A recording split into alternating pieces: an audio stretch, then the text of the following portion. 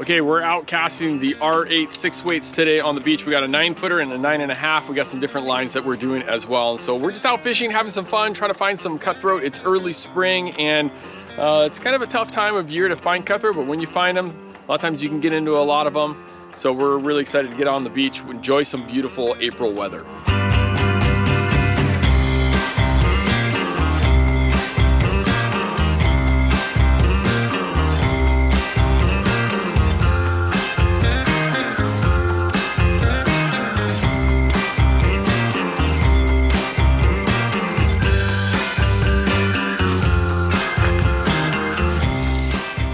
Never use that. That thing sucks. They shouldn't even put those on the rods.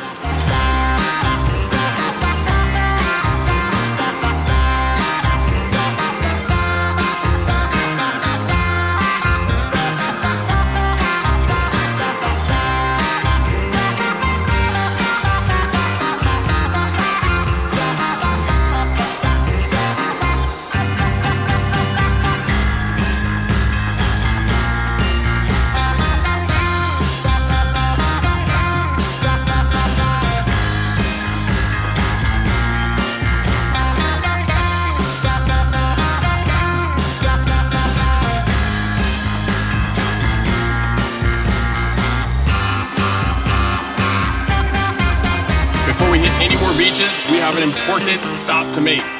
Let's do it.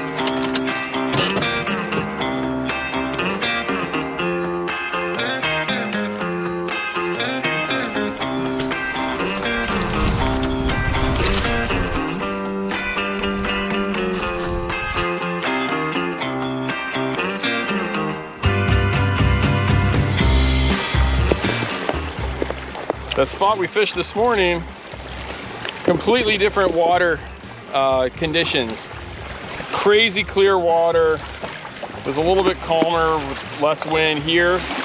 More wind, it's afternoon now. Oh, right there. Right there, that was a nice fish. Right on that line. So that fish is chasing these chum fry. We just saw them in shallow. So I'm gonna change up to this fly that's got a lot more flash in it. So I'm hoping that this is a little bit easier for the fish to see. I was fishing olive. So with the murky water, I was fishing this olive ghost bugger, and I think the fish just can't really see it that easily. I'm gonna switch over to this small little bait fish pattern that's got a lot of flash in it and see if this makes the difference. Oh yeah, this fly looks good. This is it. There it is home.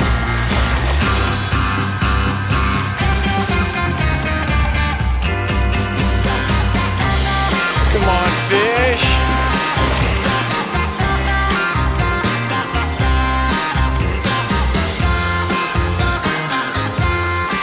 We hadn't seen any fish activity for a bit. And it was right when we first got here, and then it settled down, and then now all of a sudden we're seeing more bait, and all of a sudden we're seeing fish, and the wind is settling down just a little bit, changing directions, so maybe that's why.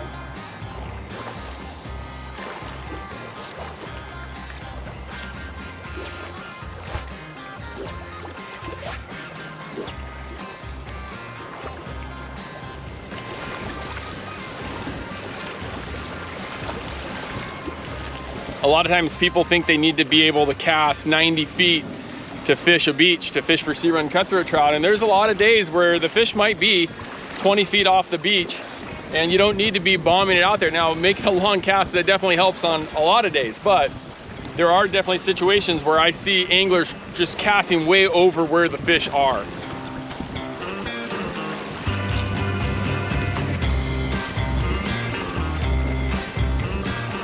That was a different fish. There's a couple of them in here. That one was fatter, the other one was really skinny.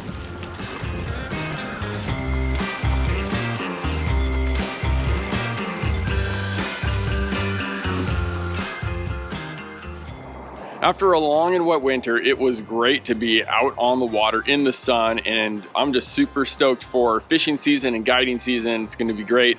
And fishing the new Sage R8, this thing was so much fun to fish, the 9-foot as well as the 9.5-foot rod. And before I share my concluding thoughts on these rods, if you've liked this video and you've watched it this far, you know, give that thing a thumbs up for us. And we're gonna do another video on how to line up your rod for Puget Sound fishing, so make sure you subscribe and click that bell so you get notified about that video when that comes out very soon. Some anglers get really frustrated with their cast, and really the only frustration you should have out on the water ideally is not with your equipment. It should be with when the fish aren't biting. And so being able to have a rod that helps you cast effortlessly, I think is a really important aspect of fly fishing and enjoying the time out on the water.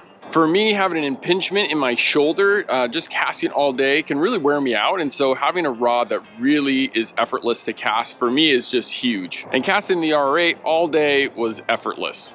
If you're looking for a rod for Puget Sound, the R8 in the 9-foot or the 9.5-foot is an excellent choice. If you're gonna strictly be beach fishing, that's all you're gonna do, I think go with the 9.5-footer. It's a great rod off the beach. I like a 9-foot rod sometimes because I do fish out of my kayak a ton, and that 9-foot rod in the kayak just feels really comfortable. Come by the store, cast one, check it out, and see how you can put less effort into casting and more into catching. That is, if the fish are biting. Hope you found this video helpful. We have more coming for you soon. Until next time.